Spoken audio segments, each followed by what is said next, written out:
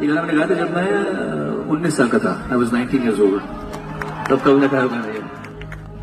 তো আগর কিছু ধূপ তো আগর কিছু ধূপ তো দেহর কিছু ফুল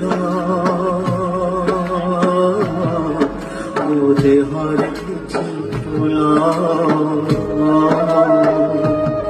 তো পাইদ পাটিয়ে মো পাইদ পাটিয়ে তো বেঘরে মালটিয়ে মো বেঘরে মালটিয়ে তু বড় দাঁড়ে যাব মো বড় দাঁড়ে যাবে তোতে টানে টানে নেবে মতে বলে